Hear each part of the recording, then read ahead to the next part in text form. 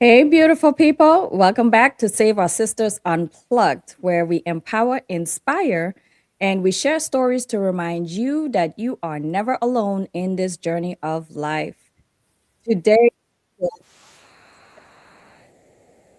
we're in romantic, family, friendships, communication, because the truth is, communication isn't just about what we say, it's about how we learn to say it, what we don't say, and what we've been conditioned to avoid since childhood. And a lot of us are out here trying to love better without realizing we're still communicating from old wounds. I'm joined by Richard Morden, a high impact life, high impact divorce and life who helps people rebuild divorce, loss, and major life transitions. Richard's work is deeply rooted in lived experience, healing, and helping people understand what's really driving their patterns, especially in relationships. He is the creator of the Crack Your Code personality test, which helps individuals and couples understand how they're wired, how their partner is wired, and why those differences can either create deeper connection or constant conflict. Welcome, Richard. It is such a pleasure to have you here with us today. Thank you, Norine. I appreciate the opportunity. Just so clarify, I'm not the creator of this. I use this product. So Okay. yeah. I just want to Well, be we clear. don't want to get in trouble. No. I'm not. This is founded by Sherry Tree, who's a founder of Bank. So this again, I'm a consumer of the product, but I use it in my business life and my personal life, and I think it's helped me so much. Okay. Well, thanks for clarifying that. Because I think what you're doing is really good. I went ahead and took the test, but we'll get into that later on. Um, I want to just start with a few things. Let's start with your story. How did your experience with loss, divorce, and rebuilding shape the work that you do today? Turning point for me was 2013. Suddenly I lost my wife, passed away with a brain aneurysm, and I was just, like I said, my kids were just coming out of high school. So I found emotional freedom technique at the same time. So I turned to that for some self-care, and it wasn't conscious. I just knew I wanted to make sure I was in a good place to be dad and be who Mm-hmm. I need to be. So life-changing decision. It really unfolded for me to do what I want to do. Looked after myself. I was able to be very, again, emotionally, mentally, physically available to my kids as they were finishing their careers, and I was closing in on my retirement for a company I work for. So life-changing for me, life-changing decision. I really unpacked my own journey because understanding for my life and there was traumas in there I didn't even know existed. So Mm. having that uncovery, then becoming a practitioner, then spending a year of training with my still coach and mentor who was a psychotherapist at the time as well as an EFT master trainer, helped me really understand the journey of what emotional freedom technique and how important self-care is. And that's a priority in my life that I continue to not focus on, but I'm very conscious of my self-care for my path and conscious of that in my now relationship with my second wife. Again, so I wasn't divorced, but I widowed, but my clients coming in were all divorced. Mm. So Okay. grief and loss, things like that are similar as I work with, the divorced people and entrepreneurs, understanding that their journey, it's a pain point. We all have similar journeys in a sense, similar pains. Is where do I catch you in the pain point that you're looking for a change? Now that's awesome. And you seem like you work with the entire spectrum, so that's really good. You're not focused on, well, did you say children too? Not children, no. If I ever worked with a teen, a little bit, I want the adult nearby so they understand what the dialogue is. I will never work with a child on my own. There always has to be supervision there, but I've only worked with a couple, but again, the adult was in the room with them at the Mm-hmm. time, so there was supervision, but I prefer, I works online, so really at this point, adults only. Yeah, I understand. I mean, when you start getting into, children, it starts to get a little complicated sometimes. So you'd be better off sticking with adults where they can, helping process their own feelings as you guys are going through everything. And we let their inner child come out. Exactly. Exactly. So when people hear the term healthy communication, what do you think they misunderstand about it? Again, it's a box term like emotional intelligence. Sometimes it takes it's a number of components, but healthy in a sense of, I'm going to simplify this. The 5 love languages have been out there for a long time. My current wife and I have done that 3 or 4 times. Just the simplicity of what are my love languages and what am I trying to say? How am I trying to connect?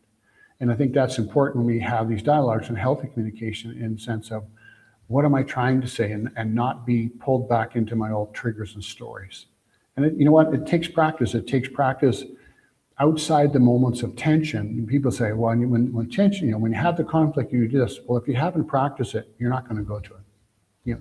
You're going to go to your default. So it takes time, effort, and conscious work to practice this so you can have the conversations that you need to in those moments of tension. Yeah, I definitely agree with that. I know I struggle with some of my communication, and I think my communication style is pretty direct. Um, and as we probably will go on to see, my personality type um, is probably more logical than emotion based. And so that kind of gets me in a lot of trouble when I communicate because I'm thinking if I'm talking with an adult, I could say whatever, however, but that is not how we should be communicating. So I am learning and I'm glad that I have you on here because I would like to do better, with my communication. It is something that I've struggled with for a long time. And I think sometimes because I'm from a different culture, I am more aware of how I communicate. If I speak in my dialect, how are they going to take this? Are they going to understand what I'm saying? All those things is what I'm thinking about before I even say what I want to say. I mean, communication is everywhere, and I think we've never had more access to it, and I don't think we've ever been more confused by it. So it's learning to, again, with this bank code process, it's there's lots of personality tests. This is not necessarily a personality test, but it is. There's hows, but this is the why. Yeah. This helps you understand why you think the way you do, why you're saying what you're saying. So it really gives that emotion behind it. So as they keep, in our training, keep saying it's not personal, it's personality. Mm, I love that. I love that. It's not people generally take things personally. So We've been conditioned to. yeah, We've been conditioned to take it personally and be, in the sense of fragile in that sense. But when you understand, again, your how you see the world, how you speak of the world, and then perhaps someone else, again, it does open up the dialogue to say, oh, okay, I understand where they're coming from. hmm So now I can be more objective and not think they're just, I'm seeing it from this I. It's to what are we seeing it together? yeah. I definitely agree with that. So how do you think, how does our childhood upbringing influence how we communicate in our adult relationships? Because I know a lot of folks say everything we experience in adulthood stems from what we've experienced in childhood. The 0 to 7 is the foundation, and that's pretty standard. What you see in the world, how you relate, how you connect, and that just sort of plays over and over until we, at some point, come to an awareness that we want something different. So that whether you had a voice as your child, whether you were able to be seen and heard, or were you in family dynamics that were very difficult, as there's so many, I think that if you're familiar with the ACEs study, adverse childhood experiences, they give 10 examples of traumatic upbringings that impact your adult life. So in truth, it has everything to do. But the simplicity of that is in the one it's now in a series called Predict My Future, when they really looked at the 4 types, the foundation of family is around the dinner table. If hmm the dinner table was warm, friendly, and supportive, those children grew up to be highly functional adults. in a nutshell. When the dinner table wasn't like that, there was a number of different dysfunctions that came from that. And you look at how fractured we are now. We don't have dinners together many times. We are eating different places. We're not having that connectivity. We're on our phones. So there's so many ways we're impacted more than ever, especially with technology and how we see ourselves and how we see the world. And, like many people, it's important to go back to the dinner table if you can and have those relationships over dinner. Yeah. And I, to the point where you say, people aren't really out always at the dinner table. I mean, there's some people that eat in their room, some people are in the office, and then you have maybe one or two people at the dinner table. The connection isn't really there, so the communication could be lost. I know myself, we didn't grow up around the dinner table when I was growing up. I mean, we gathered for Thanksgiving, Christmas, Easter, and that was that was pretty much it. But for the rest of the time, like my parents would eat at their own in their own space, and then we would eat at the kids would eat at the table. So we didn't really have conversations with our parents like that.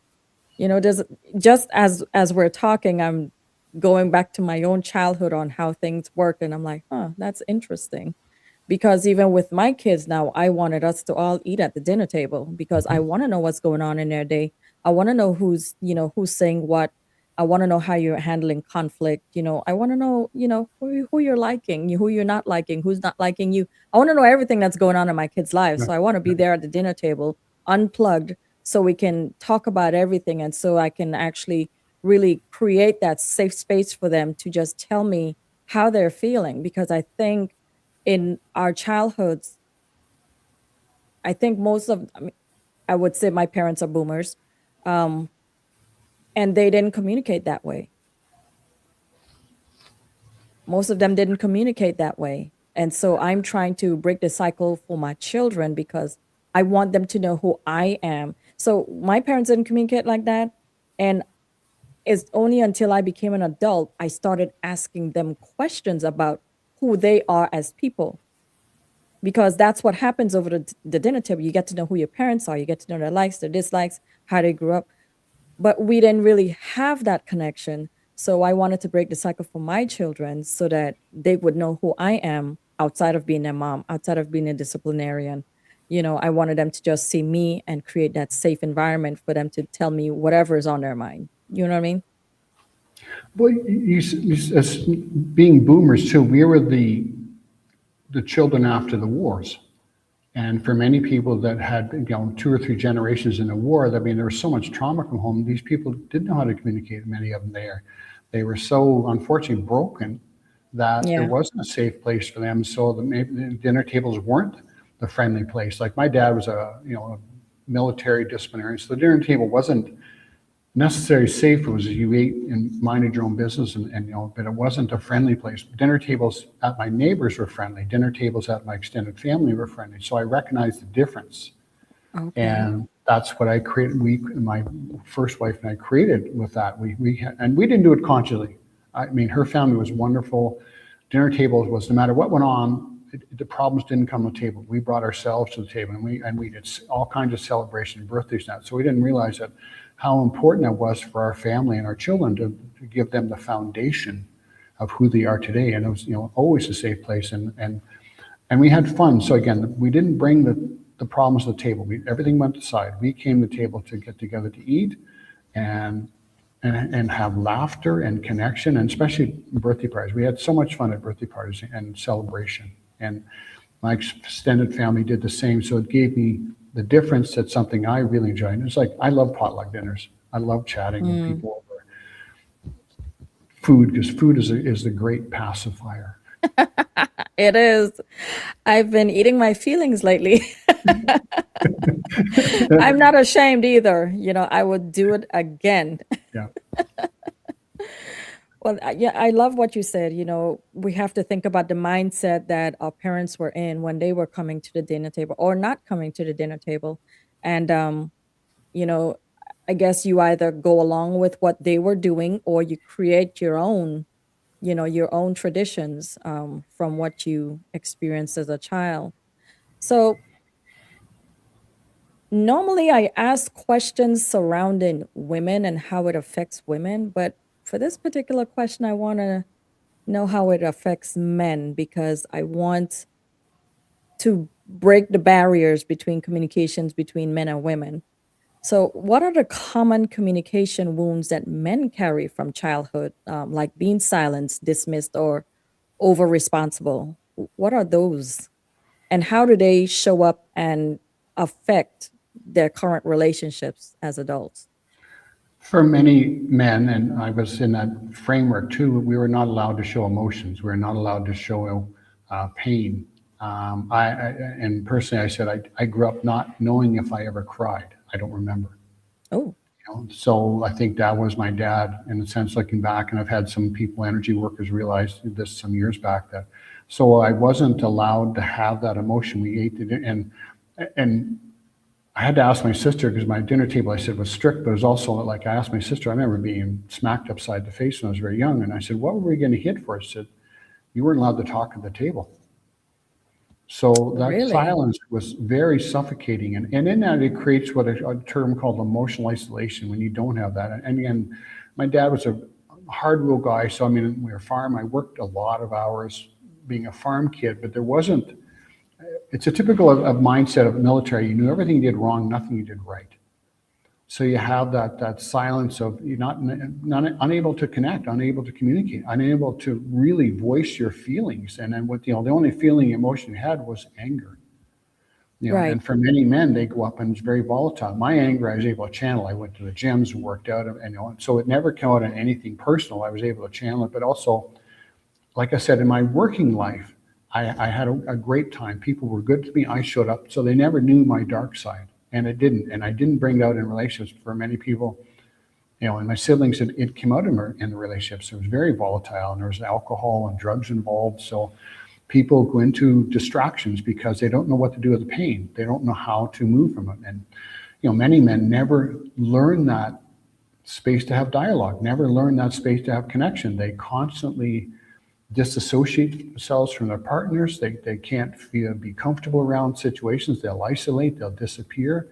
And I've seen this in well-to-do families where I'd say the male spouse, it happens on both sides, will not participate in family events. They if they're there, they'll isolate themselves. And you think, this is a high-functioning, extremely intelligent adult, and yet they cannot engage in family dynamics.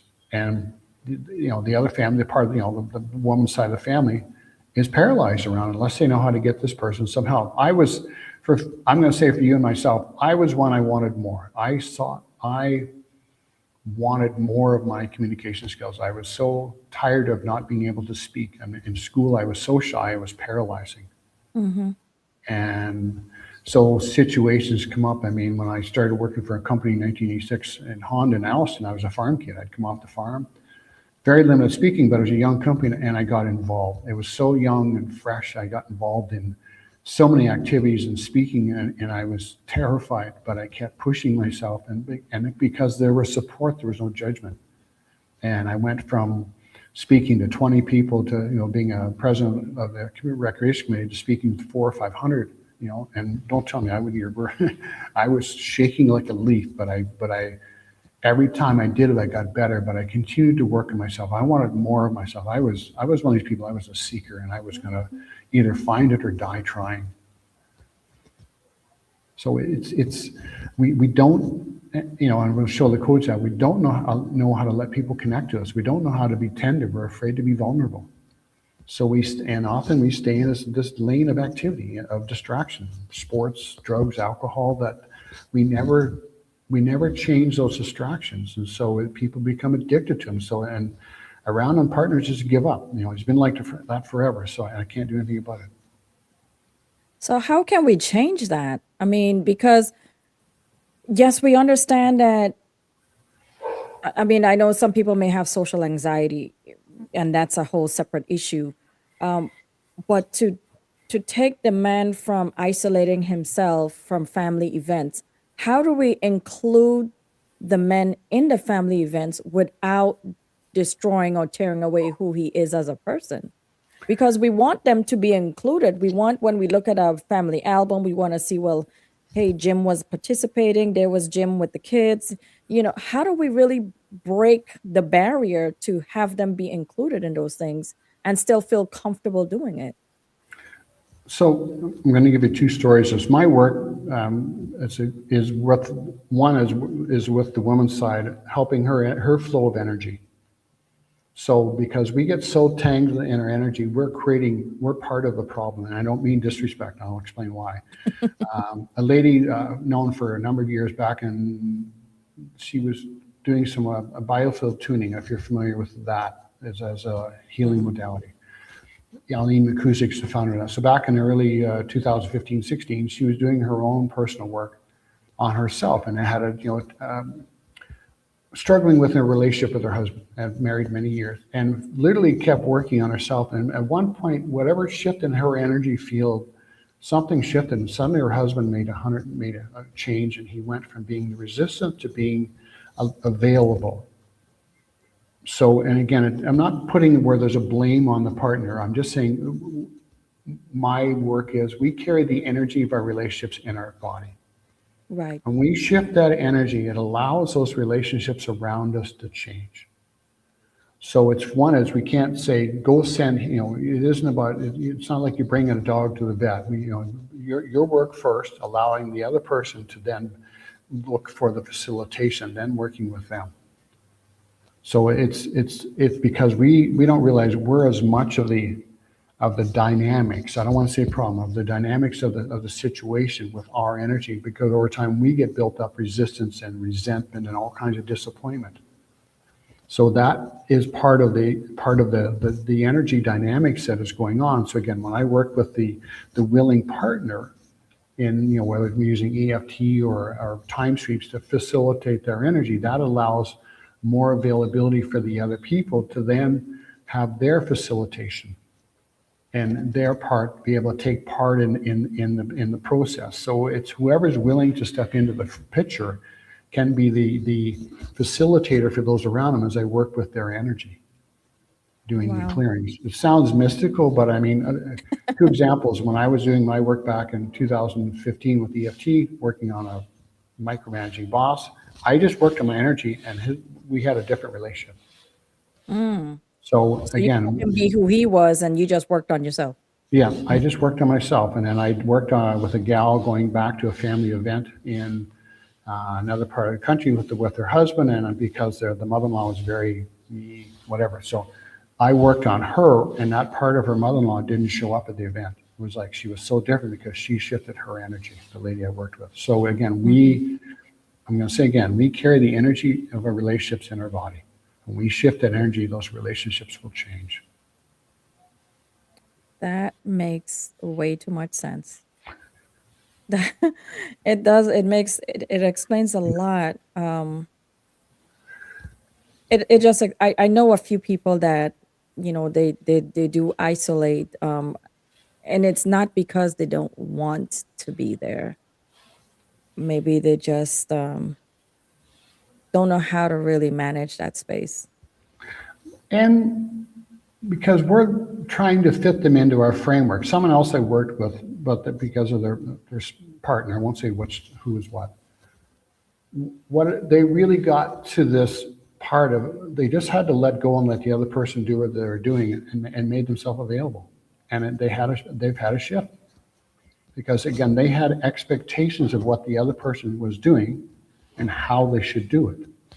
And this is your energy too, we'll talk more blueprint. You have a structure of how people should act, behave, and say.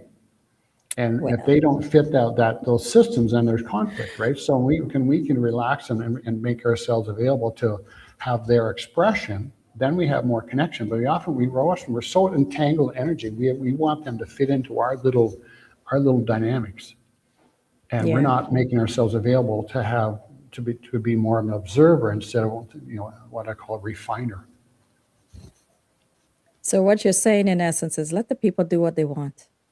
They're not hurting anyone. But then you got these people like, well, why is Jim not participating? Why is he so standoffish? And then now they feel like they need to be on this crusade to figure out Jim. And we got to fix them. We're going to fix Yeah, Jim. we got to figure them out, and we have to fix them, and we have to make them conform to what we want because we want everyone included. Yeah. And Jim's like, listen, I'm here. I'm here. Be thankful for that. I showed up. I contributed. I Yeah. talked to 2 people. Be Yeah. grateful.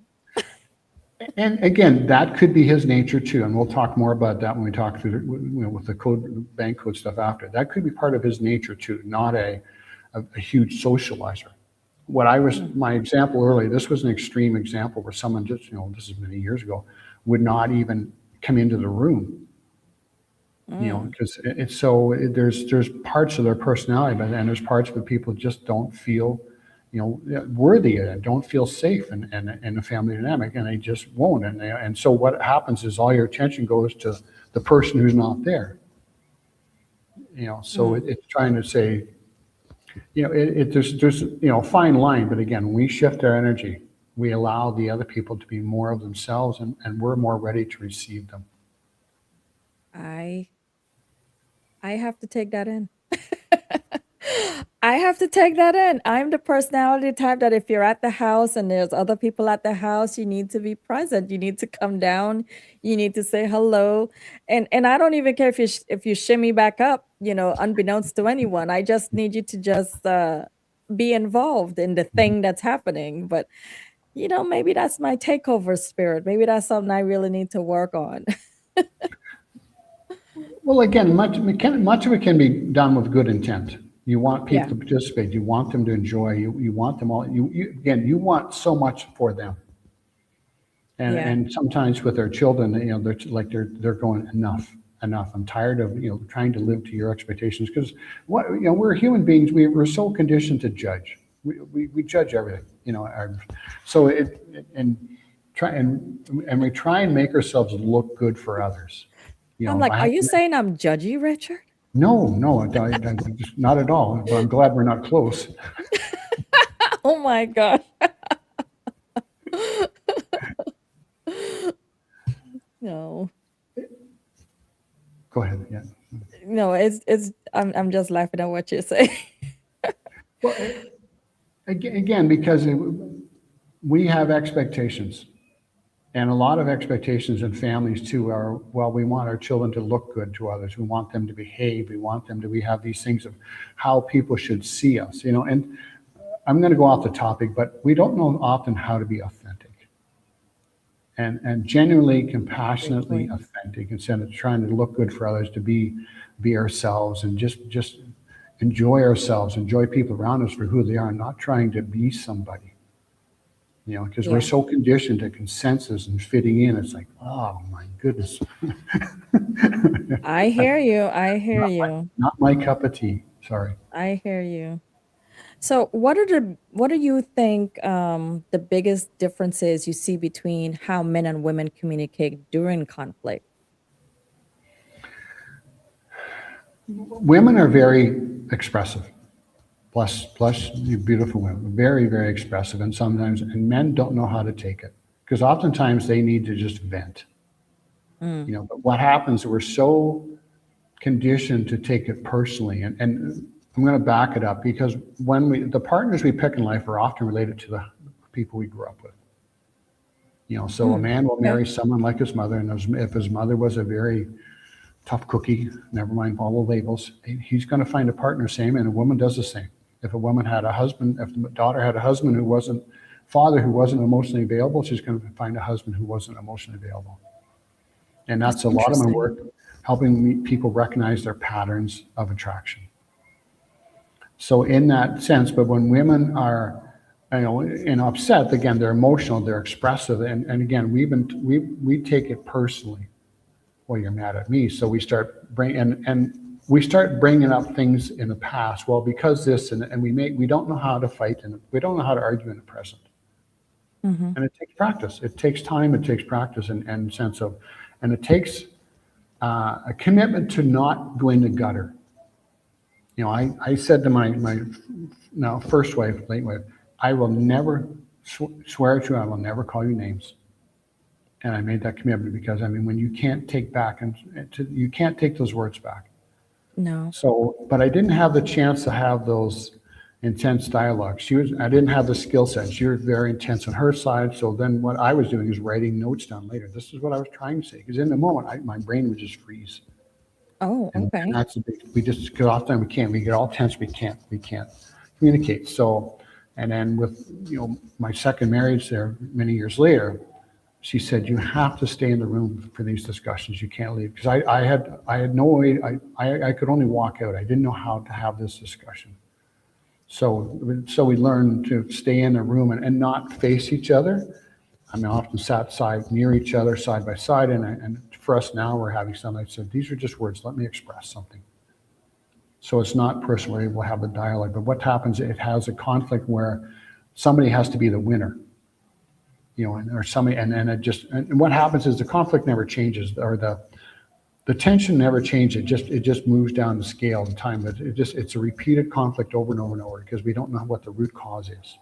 Right. And when we get to the root cause of that and whatever clearing it works, then we have an opportunity to have something greater in our lives. But it starts with me and first, that I can have more in me, and I can learn on the nuances of where I can communicate or respond before where I couldn't, because you can say, "Hang on, I'm not understanding. Why did you say that?" So, and Okay. tonality and voice inflection have so much impact in our lives. And especially if it reminds us of someone we grew up with. If the person we're married to is a mirror of somebody a parent that did the same, we're going to have the same reaction. Yeah.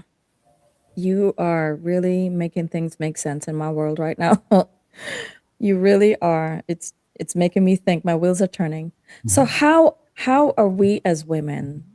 How can we communicate tough conversations with our spouse without making them feel like we're attacking them or emasculating them or trying to control what they say? How do we really get over the hump to just have a tough conversation and just be open and authentic and not making the male feel like we're blaming them or like, we're trying to scold them like a school child? Like, we don't want any of that. It takes practice and, some work with someone. I'm going to say that not to sell my service, but it does. It takes practice to have the frame and build the frame for it. So the frame is in sense of looking when you practice, how do I want to say this to my husband? When you want to set it up, saying, honey, I want to say something, so can I just express, I don't want your response. Because oftentimes we're looking for a response. What you get is a reaction. Okay. So, and find a safe place, not we got to talk. Oh, those are some horrible words. It is. It's right away that, like, boom, okay, now the mind's going into crazy, right? So, but it's practicing to say, and looking at yourself. Even talking with your, women friends, when I get angry, what am I saying? How do I think? What's my triggers? We don't recognize our triggers. Mm-hmm. But having the frame to say, can I say something to you? And I don't want a response. I just want to express. So where it's a safe place for them, not cornered. Whether it's somewhere that's neutral or wherever you find not facing. So you're saying, I just need 5 minutes. Let me express. So again, you can express your thoughts, your feelings a little bit, and not take the dump truck in. So because you're testing the nervous system. This is all nervous system regulation. Right. But don't look for response, because oftentimes we can't. I love to process. I'm a walker and a processor. So when something's going on, we'll talk, and I'll think, I'm going to go for a walk, and I do some walk, and I do my finger tapping to think things through. My wife she talks to herself. She dialogues. So it doesn't mean you're going to solve every issue, but you're going to allow yourself to have that expression in the sense of, or just let me vent. So maybe as you're driving, you're venting out the window. Sometimes we just need to spit our guts, spit ourselves out. I call it. I teach people with the EFT, the Chevy Chase rant. So I teach them the tap and finger tapping, and I said, do this by yourself, and say whatever comes to mind. Like curse it out, blab it out, because what it is, you're just processing your own energy. Right. Because oftentimes that's what we need. We build up energy. We have, situations at work, and then it just builds up, and it's not them. They could be the trigger. But oftentimes for my own regulation, and that's what I teach others, is to just go out and I mean, just curse it out. There's no filters. There's nobody going to come down straight. There's no lightning rod that's going to come strike you down. But I will guarantee you, when you do this, the way I teach it, you can be so flippin' mad you're spitting nails. And within about 30 minutes, and you do this for the first 10 minutes, you're going to have a completely, a much different outlook, because you've taken the lid off of your energy. And for many, and especially women, have never been able to really express their feelings. Facts. That is So a true facts, because we don't want to come off angry. We don't want to come off like we're your mother. We're not your mother. But we want to be able to express ourselves without having to go through like 7 filters before we say what we really need to say. yeah, And we don't want to be disrespectful to our partners, for sure. That's really why we're taking the time to go through the filters, is because we don't want to make anyone feel like we're attacking, or we're judging, or we're scolding, and we're trying to control you. But we have a thing that we don't like, and we want to convey it over to you, and we want you to have dialogue with us so that we can understand, okay, this is what we're dealing with. How do we get out of it so we can move forward? So, key point there is when you're addressing a situation, that you're not coming at it from pushing shame or guilt on somebody. Because sometimes in this expression, it comes out that way. So when I'm expressing, what is it? And this could be a prior conversation. This takes planning. This is, like I said, when you have to, like an athlete, you have to build up to this. Sometimes, so whether you leave notes or something, you write things down, and can I express it, and you read, so, okay, I have time to digest it. There was a series on TV about that. I can't think of the name of it, but they used to have this, this 5 minutes of whatever. So, okay, so each one would just go, rapid fire stuff, and they weren't being vulgar. But it allowed them, it was interesting to see this, even though it was in a bit of a series, to see this dialogue happen. So, and the point is, we want to be as objective as we can too, because it is personal, but we're not here to attack you. We want to express something that is upsetting us. right. Yeah, but we grew up often with parents that were very harsh and very critical, and so they're going almost making sure we never do this again. And that's not in our relationship. It's a matter of being able to have that dialogue, and again, understand your own triggers. Right. But again, the frame is, I'm going to go back to the frame is important. I just want to practice or say something for a couple things. And again, not the whole dump truck. There's a few things here, and please, I'm asking, looking for some clarity. And again, allowing their time for response. Because most men, when they get blasted on, will shut down. We don't know any other response. We don't have the training for it. So that leads me into my next question. What are some of the common communication mistakes women make with men, especially when they feel unheard? I think when we first had talked about this, called unacknowledged or unmet expectations, because we think they understand what we're talking about or how we feel. Like, you should know when you do this. And if we're not communicating the little things that irritate us, we don't know how they build up. The little things that we do, then sense of, to our partner. Maybe we're sloppy around things. Maybe we do that. So we believe the women will say, well, why don't you understand me? Again, we're not taught this in school. Communication should be the simplest thing we do, and it's the most confusing thing we do. So I think I've lost your question in my dialogue here. No, I was asking, what are some common mistakes women make when What are some common communication mistakes women make with men, especially when they feel unheard? Demanding it. Like I know, I mean, you have every right to demand it, but a sense of if you haven't communicated before or really been effective at it, because often, again, I get this here too, but there's what women do a lot of times, but don't speak directly. They're walking by and they're speaking. They're talking from another room. Personal experience. You know, they're talking behind somebody's head. And we're, you know, because I've talked to other guys about this too, and I'm not demeaning anyone. I'm not trying to make anybody bad, but it's instead of coming up, saying something, you know, and just in a tonality that's not friendly, but again, the tonality and voice inflection are everything. When someone comes up with the edge, or the tonality, or the whatever, and it's like a knife, we're just gonna turn our back because we don't have any way to receive it. So it's learning to say something in a tone, and it's not trying to please or kiss somebody's butt, but it's saying, you know, this takes practice. Okay, I'm trying to say this. Could you please listen to this? But when you speak in different ways, and then because what we'll do is we'll just eventually, after a while, just tone out, okay, you're talking, but I'm not sure what it all is you're saying. Oh, We tone out. really? I do it too.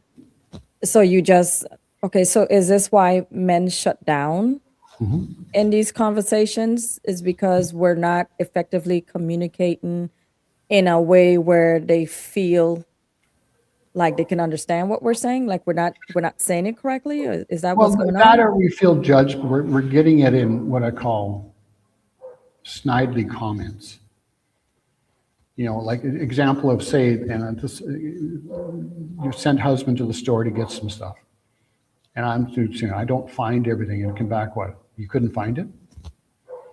You're like, was it too, I told you what it looked like, or you're not doing something, so or you're not folding the towels right, you're not folding the clothes right, do things like that. So we're just like, screw it.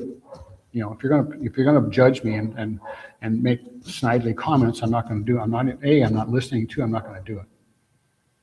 So Wow.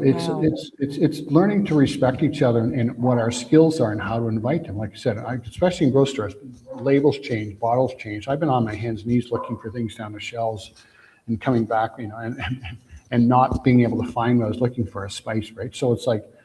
And again, my wife said something. I said, hang on. I said, I was looking. Please don't, because I grew up with a father who was constantly shaming you, constantly. So I just said, I'm not playing this game. You know what? Please understand. I'm doing my best, and so yeah, okay. Because again, if I sent you to a tool store and gave you a description of a tool, would you know what you're looking for? I probably would. My dad was a carpenter. Okay, there you go. He's a construction worker, so But I probably would, or I would just Google it. But if you're going to a grocery store, things change all the time. I take that as an example because Yeah. food, but little things like that of how we bark at people and not communicate. Because my dad was like that, I made sure as a parent, and I didn't do it constantly, that when I was with my kids, I communicated how I wanted to be spoken to. That makes sense. And I think if you're looking at this frame, if you're as a woman talking to a man, would you listen to you? Yeah.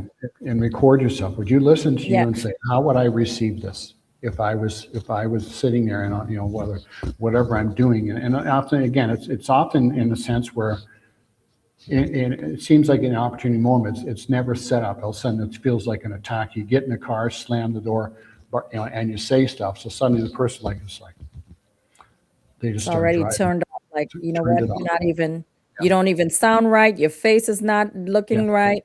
Yeah. I'm out. I'm Yeah. out mentally. I'm here. I'm driving the car, but I am gone. Yeah. Yeah. Oh, So so it's so much of this is in a way for couples to find tenderness, yeah. and wherever you can find that sense of and build that sense of safety. Because look at how you would. Somebody said, "How do you want to treat your family?" You said, "Treat them like strangers." He said, "What do you mean?" He said, "You'll bark and bitch at your family, but a stranger walking in, you're going, 'Hey, how's it going? Can I get you a cup of coffee?'" You'll ask a stranger questions when your kid comes home, and doesn't do something right. You're, well, what's wrong? Why didn't you do it? We're condemning. We're so used to criticizing and being critical of people of our lives, thinking we're helping them be better people, and what we're really doing is we're tearing them down. Oh my goodness.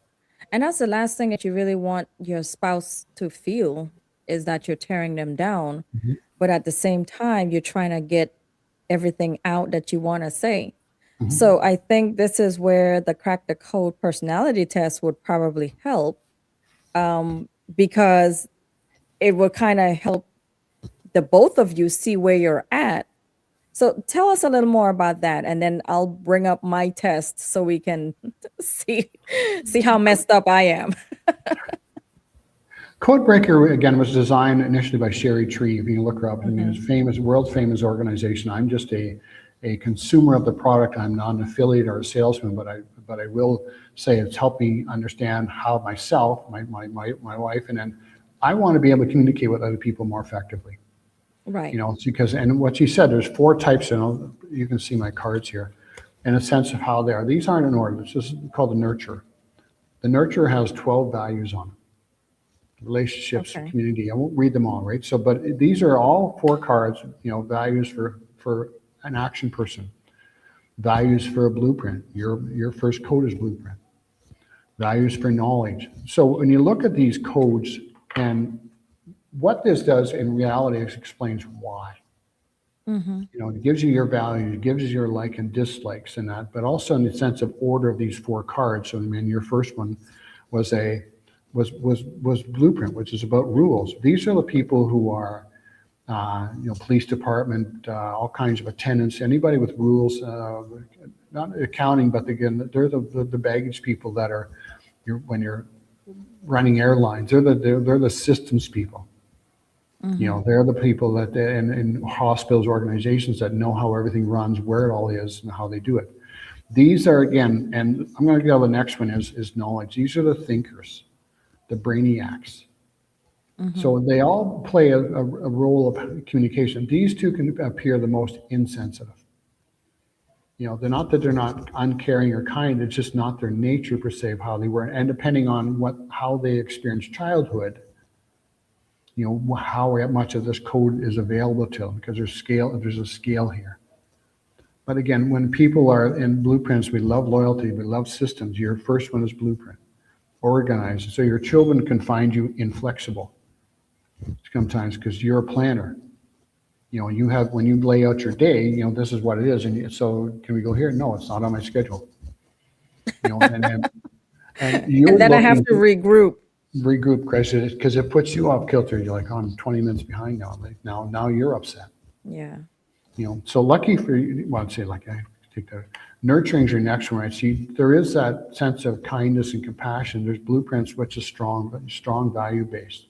Mm-hmm. Organization, which, I mean, you guys are great organizers, great system people, all kinds of stuff like that. Values, relationship people are nurturing people are the caregivers. They're the people that are the people pleasers. Things like that. So again, but they're incredibly nurturing, kind, but they tend to be overgiving. And we have a society that says, you never say no, keep helping till it's your last, till your last breath. Your stress code for you, and third one is knowledge. So when things go wrong or aren't so, you go into, I want information. I'm not moving till I understand this. That Knowledge is so people are your true. brainiacs. They're your designers. They're your aircraft engine builders. They're your aircraft builders. These are your computer people. Incredibly smart, love gadgets and everything else. But again, they can get lost in their head, and they have to be right at a high level. So you're not going to win an argument. They'll fight till the last breath that they're right. So what it feels like is they're talking at you. Like, what's wrong? But when they're adamant about something, so again, a lady I spoke about earlier, she's a high action person, and her son was knowledge, and said for the first 18 years of his life, she could never connect because she was lovey-dovey, all affection. And he's like, don't touch me, get away from me. So, and this happens in relationships. We don't understand how, why are you not affection? Why can't I do these things? So how these, and action are your salespeople, the beautiful people, but they're the fly by the seat of your pants people. Very flamboyant, very showy. So again, they're the fun people at the parties. You go to the party, it's going to be at some parties, you're going to see the knowledge people behind the buffet snacking by themselves, and potentially maybe chatting with a blueprint. So as we talked earlier, they're going to people that may be outside, staying outside, unless there's something comfortable for them. There's a dialogue they want to be part of. Again, these guys love information like that. Nurturing, they're running around seeing, is everybody okay? You guys okay? Can I get you something? So again, what the big part of this, when we have conflict, it's not personal, it's personality, it's part of their expression, it's their automatic expression. So in this again, free PDF, there's your likes, there's your dislikes, there's all the codes, so you understand yourself better. And then you look around at your family and you say, oh, now I understand, why my son acts this. Well, now I understand why my partner acts this way. So we can appear instant. So it's not just how, it's the why. But so again, the values are there, the reasons are there, and there's a dark side to these codes too. Like you said, with childhood upbringing, all these have a dark side. Our side, nurturing can turn nasty. Blueprints and knowledge turn inward. They shut down. They go into their own internal systems. Action just is very chaotic. They're out doing all kinds of crazy stuff, like off the chart. So there's 24 combinations of these. So there's no right or wrong, but it does help you understand yourself, your others, again, how you receive communication. If you're a blueprint and in a sense, and an action person comes running in at you and starts blasting, you're like, what are you talking about? I'm not even prepared. I don't have any preparation for this conversation. Yeah. I didn't have it in my schedule. Yeah. And then I have to pivot. I have to decide, okay, I'm going to need to pivot. I need to really get to the next side. So the structure, so mine is BNKA, and I'm a blueprint and nurturer first. And it kind of speaks volumes that those are the first two that comes up for me, because you are actually true. Everything you said about those two things is actually me. I am a nurturer. I was just telling someone the other day, I think I give people so many chances to just get it right, that to the detriment of me, because I want them to get it right. I want to give them the benefit of a doubt. Everyone's human. I hide behind those phrases. Everyone's human. We all make mistakes. But at the same time, I need to just move on from it. And then the knowledge,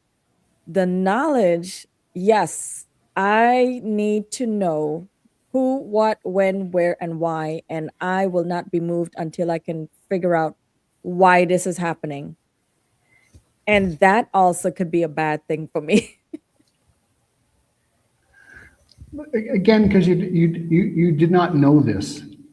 There's so many personality tests out there. I just gave this to a friend of mine the other night in Australia, and she said this so much identified her, and she's taken multiple personality tests. So again, what are you trying to do? What is it? What's in your system that's available that you can do?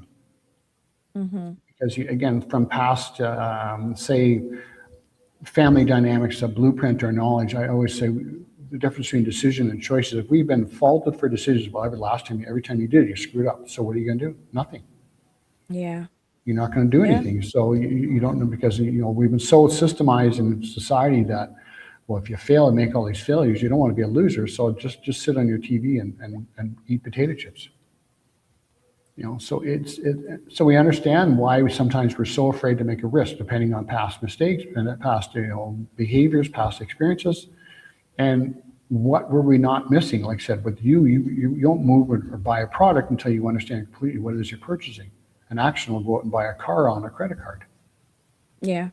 And you're like, you're crazy. So it's understanding where we are again, and what are our partners, and a lot of this too is miscommunication in how we show affection for each other. I think that's one of the biggest hurdles we have. What are you trying to say to me? Because blueprints and nurture will have to put some timers in their phone. I'll send a message to my wife, send a message to my partner and say, hey, how's it going? Right.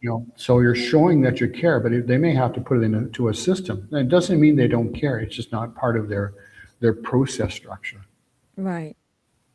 Oh, I definitely get that. I definitely get that. You are dropping some nuggets right now. I'm going to sit with myself after we wrap up because this is making way too much sense, and I'm going to really dig into my code a little bit more because, and I probably might make the folks in my family take this too because it definitely would help people understand a lot. It would probably make all the difference. So as we close, I always like the women to learn a lesson from, for the men. So fellas, I got you.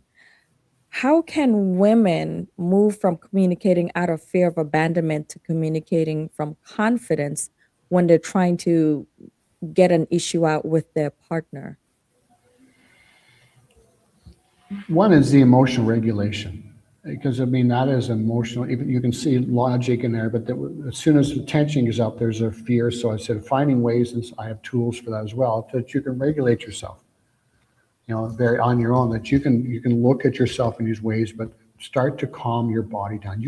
I always say you can't outthink your emotions. I know they talk about emotional intelligence, but when that spike comes up, you're overwhelmed with that fear.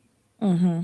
So again, tools I can teach you, like little simple stuff. And it's not always about learning what EFT is, but ways to do simple regulations. Little holds like that to start to calm your system down. So, and this is something big. I don't want to. I want to make this like an athlete your go-to. This one here, like I said, when you're looking at my fear of abandonment and bring up scenarios for that, it'll help you to process that, because we've been told to, not told, we've been taught to ignore our emotions and feelings and just distract or smother. And one of my recent posts was, what you can't face you'll never move from, because what it creates is patterns of avoidance.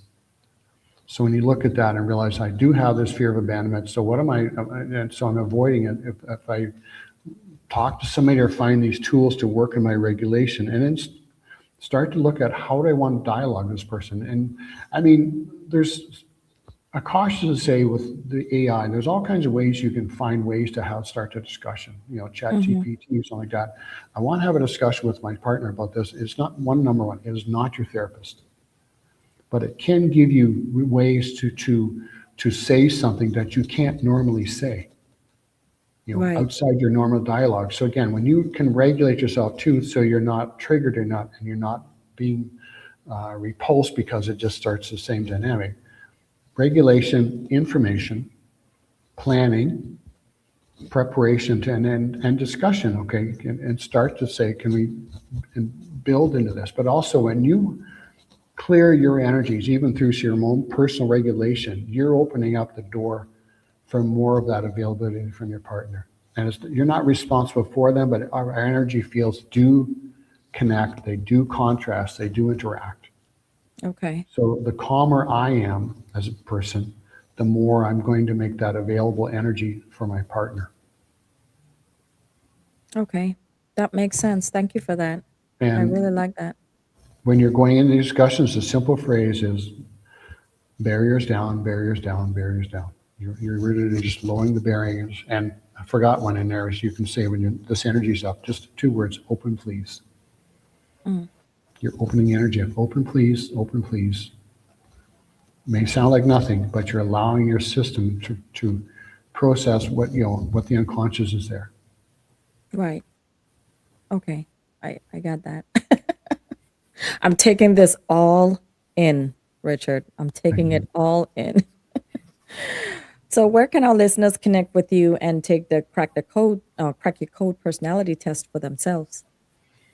I can put it in the chat. I've got a link for that as well that I can throw in the chat here if that's available, or afterwards. But I can put a link for myself if you want to schedule something, and a link to crack your code. We can drop that in there. Okay. Is this the one or That's my website, but I mean, and I okay, can. so is it on here as well? No, it's not on there actually. I Okay, have to. drop it in the chat real quick and then I'll roll it across the screen.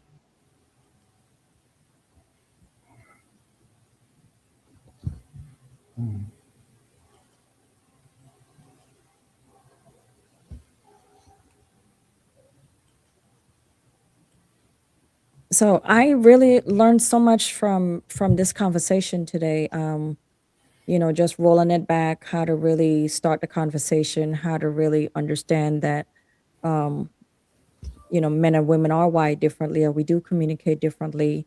And the way we approach conversations in our relationships can make or break if we're really going to um, be heard or not. And I think that um, I think that cracking the code for ourselves would definitely be beneficial for us to really take that. Maybe both us and our partners would be able to take that together and then really look at the results together to see where we can maybe improve our communication with each other. Does that make sense? And in there, like I said, with I get a notification, I'll send you an email with the code attached to it. You can certainly reach out to me from that email if you want some more further discussion. Happy to be part of that discussion. I did this for a family. They all cracked their code. So I was able to, and I used the AI part to help me give them some feedback. So I was able to read that as well. Mm-hmm. And it gives them some, because what you say oftentimes is just goes in one ear because it's such a different dialogue. Right. But when I can give them information that's on a page, they get a chance to read through it and go back and read through it again, perhaps. And then, like anything, it takes me. I go back and I keep. I'm a reader. I love to read things through, and each time we read it, we pick up a little more. But when you Right. can learn about yourself, I think this is the most important thing of who you are and how you function. That opens a door for others to learn about themselves too. That's true. That's true. Well, thank you so much, Richard. I really appreciate you coming on and really breaking this all down for us, for sharing your insight and wisdom. I truly appreciate you because you have really opened my mind to my communication style. And I'm sure all our listeners that are listening, they would be able to really dig into what they need to improve on, and tweak so that they are having really great communication with their partners because we want to stay on the same page. We definitely want to be on the same page in the same book, in the same chapter. And we definitely want to be able to teach this to our children as well. We want to just spread the word on we've cracked our code. Let's help you crack yours too. Because what we really want essentially is mutual understanding. And so cracking each other's codes, would be able to say, this is what they're into. So let me try to steer my conversation this way so that they would be able to understand where I'm coming from without feeling attacked or without feeling like, judged, and things of that nature. And again, we've got so much access to AI. We can put the values into the chat and say, "Can you help me make some, sentences of this so I can have this conversation, or at least send them a note or a text that is relatable to them." Yes. Yes, I agree. I agree. Well, thanks again, Richard. Thank And my sisters and my brothers that are listening, remember, you deserve to be heard, understood, and loved without having to shrink yourself. And the healing how we communicate changes everything. Okay, so thank you so much for tuning in to Appreciate Save it. Our Sisters Unplugged. If you have not subscribed to the channel, get subscribed, child, so you are abreast of when I drop new episodes and when we go live. If you have any further questions for Richard, please drop them in the comments. I will get them to him. He will answer back, and then I can drop them back into you. And that's how we'll roll it. So we'll talk soon. Thank Peace and you. blessings. Oh, you're welcome.